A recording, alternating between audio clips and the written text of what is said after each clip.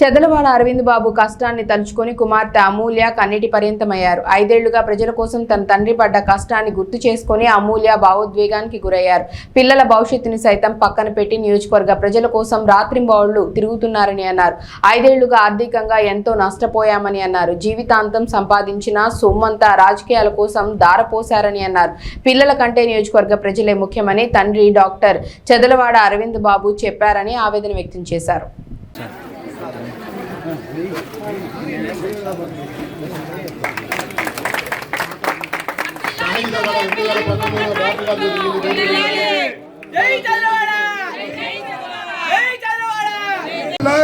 पढ़ने के बड़ी पढ़न को 10 लाख रुपए वो रोज विदेश विद्या पथकम रखकर को दिया सभी इंडियन चैलेंज में को बोल रहा हूँ। अभी सोचो जगन मोहन रेड्डी तुम क्या बोल गया, पिछले इलेक्शन में क्या बोल गया, मुझे 25 सीट आ जाओ, मैं नरेंद्र मोदी का सिर झुका कर को हमको स्पेशल स्टेटस रखा तो तुम बोल कर को अपने तुम्हारे केस के लिए अपने तुम्हारे चिच्चा को कोकोस नोटी में गुडारी जी का कर दिया। वो केस में तुम्हारा बिरादर अविनाश रेड्डी बचाने के लिए अब स्टेट में रहते मुसलमान के हक पूरा भी ले जाकर को नरेंद्र मोदी के लिए पामा करने रख कर को तुम सेव बन गया नहीं। ये सवाल को मुसलमान भाई को जवाब दे को बोल रहा हूँ मैं। नारा चंद्रबाबू नायडू बहुत विजनरी रेडू, अच्छा दिल वाला, राम दिल वाला, मुसलमान के पास साथ रहने वाला नारा चंद्रबाबू नायडू के हुकूमत कांग्रेस पार्टी वाले ఓట్ చేశారు. అయినా నచ్చాపడ ప్రజలు కళ్ళు తెరిచి ఓటు వేయబట్టే రోసే గారికి 350 ఓట్ల మెజారిటీ నచ్చబడి వచ్చింది. ఇంకా చెప్పుకుంటూ పోతే చాలా ఉన్నాయి. దయచేసి మీరందరూ గత కోడల రాజకీయ గారు 40 సంవత్సరాల నుంచి నేను రాజకీయ పార్టీలో తిరుగుతున్నాను. 8 ఎలక్షన్స్ చూశాను. ఎప్పుడు ఈ రకంగా రాజకీయ దోపిడీ చూడలేదు. ఆ దోపిడీ ఆపాలంటే మళ్ళా రాబోయే తరాలకు కూడా ఏ ఎమ్మెల్యే ఇట్లా చేయకూడదు అని మీరందరూ ప్రజలు తీర్పు ఇవ్వాలి.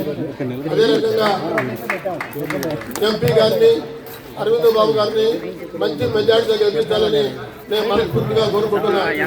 మా సోదరులు ఇస్తున్నారు, వారి భార్య సుజాత కూడా ఇక్కడే ఉన్నారు. మీ వార్డులో ఏ పని కావాలో అందరూ చేసి పెట్టారు. ఈ అవకాశం ఇచ్చిన అయినా కూడా మీరు భారత ప్రభుత్వం ఏం చేయలేవండి.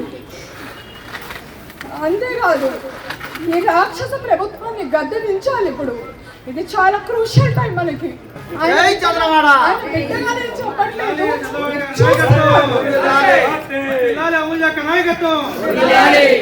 ఇప్పటికీ కూడా వాళ్ళు దాడి ఆపలేదు అంటే రేపు ఎలక్షన్ రోజు కూడా వాళ్ళు దాడి చేయడానికి రెడీగా ఉన్నట్టు సంకేతం ఇది. మనందరం కలిసికట్టుగా పోరాడాలి. ఈ టైంలో కూడా ఇప్పుడు కూడా పోరాడకపోతే మళ్ళీ ఆ జగన్మోహన్ రెడ్డి గారికి అలాగే గోపిరెడ్డి గారికి ఇంకో ఛాన్స్ ఇచ్చినట్టు మీరు ఆలోచించాలమ్మా. ఆడబిడ్డలు అయ్యండి, మనము ఒక నిండు ప్రాణానికి ప్రాణం పోసే శక్తి దేవుడు మనకి ఇచ్చాడు. ఎవ్వరూ భయపడద్దు, ఎవరికి భయపడే అవసరం లేదు.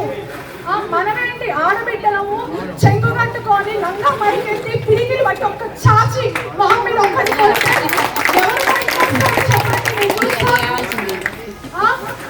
మేము డాక్టర్స్ వృత్తిలో ఉండి పేషెంట్స్ నాడి పట్టుకొని వైద్యం చేసే వాళ్ళం. ఈ రోజు రోడ్డు మీదకి వచ్చి ఇంత దారుణంగా అంటే ఇంత ఆవేశంతో మాట్లాడుతున్నాం. మా కంట నీరు తెప్పిస్తున్నారు. ఎందుకు ఆలోచించండి ఒకసారి. ఏదో ముందుగా ఈ రోజు మేము పార్టీలోకి వస్తున్నాము, మళ్ళీ రేపు సాయంత్రం ఎవరో కూడా వస్తాడు. వారిలో ఎవరో ఒక మహిళ వస్తుంది, లేకపోతే వైసీపీకి చెందిన లీడర్స్ వస్తారు. మీ కాలో పట్టుకుంటారు, మీ ఇంట్లో కూర్చుంటారు, బెదిరిస్తారు, దోపిడీలు చేస్తారు, కొడతామంటారు, డబ్బులు చల్లుతారు. వాళ్ళకేమో 1000 కోట్లు సంపాదించాడు ఆయన. ఏం చేశారు 5 సంవత్సరాలు నర్సరావుపేటకి? మున్సిపాలిటీ ఏది? మున్సిపాలిటీ ఎలక్షన్స్ అవ్వలేదు. మున్సిపాలిటీకి వచ్చే నిధులను ఎటుపోతున్నాయి? 1000 కోట్లు ఎవరి జోబుల్లోకి వెళ్తున్నాయి? ఎవరిప్పుడైనా ఆలోచించారా మీరు?